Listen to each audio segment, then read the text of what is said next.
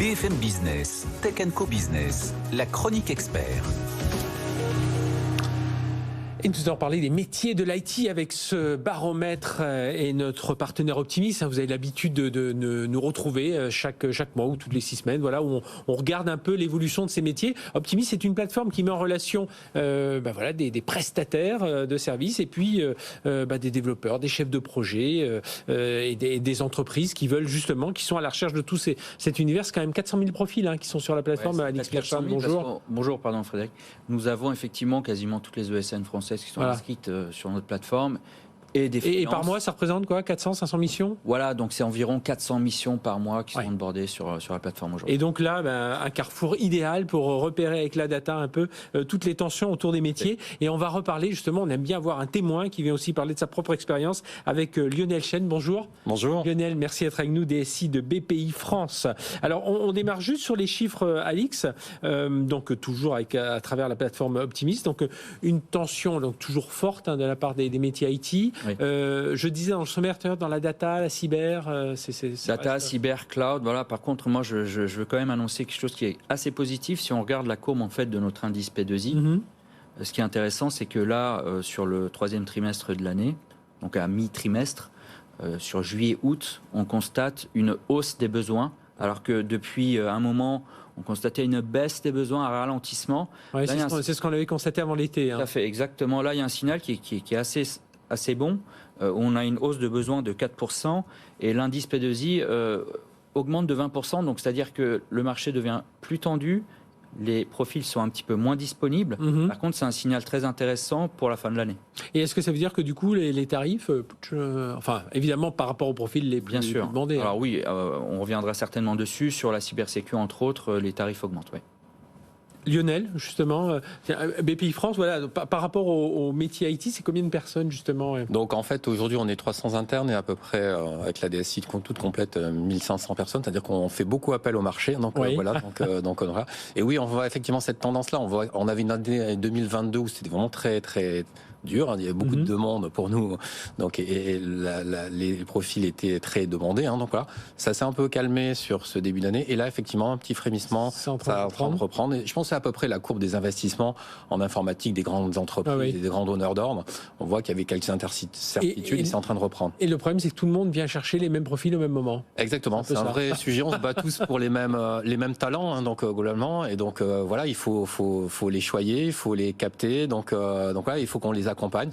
Et c'est une communauté qu'il faut, en fait, finalement animer. Il ne faut plus simplement attendre que les étudiants, que les freelances, que les ESN viennent travailler chez vous. Il faut donner envie à travailler chez nous. Donc, et puis les fidéliser derrière. Exactement. On voyait, je regardais les chiffres, Alix, les chiffres d'Optimis. Donc, hausse de la demande sur études et dev, c'est plus 20%.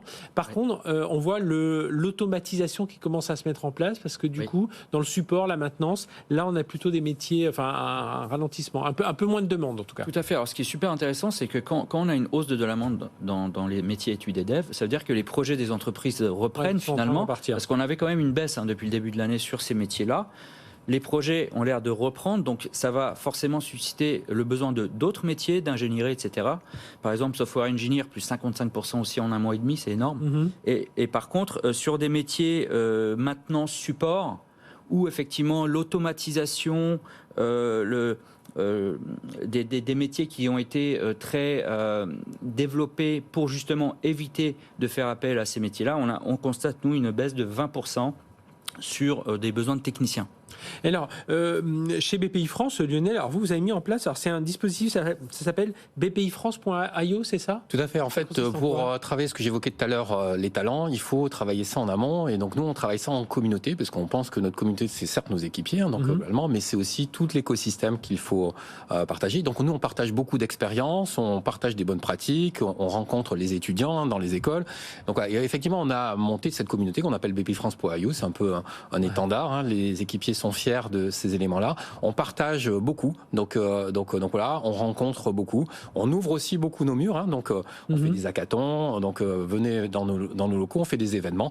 Donc là, parce que c'est aussi comme ça qu'on partage notre passion. Parce qu'en fait, nos métiers, c'est des métiers de passionnés. Hein, donc voilà, on a la tech au corps, en Tech & Co. Oui. Et donc voilà, c'est le slogan de notre communauté bpifrance.io, et on essaie de la faire rayonner, et quelque part de faire rayonner la tech, parce qu'effectivement, aujourd'hui, nous, BPI France, on se définit comme une fintech avec un réseau, c'est-à-dire qu'on a notre réseau de chargés d'affaires qui servent les entrepreneurs, mais on a la tech au corps parce qu'on est en train de transformer nos métiers avec la tech.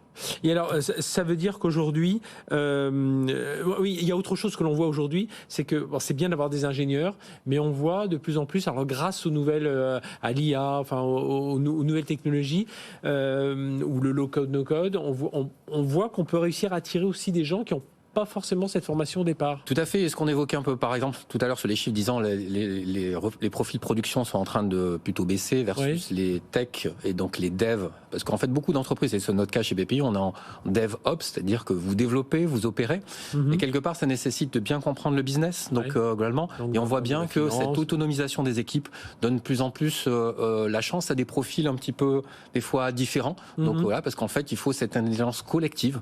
Et vraiment, c'est le travail en équipe maintenant qui porte la valeur et qui arrive à maîtriser la complexité de ce qu'on a à gérer, parce que c'est beaucoup de technologie, c'est beaucoup de data, c'est beaucoup d'IA, et ce qui fait la secret sauce, la sauce secrète, c'est que tout ça c'est en même temps, et c'est ça qui crée la valeur pour nos utilisateurs, pour nos métiers, pour nos entrepreneurs dans le cadre de BPI France. Il y a justement ce métier qui est un peu au carrefour de tout ça, c'est le product owner là.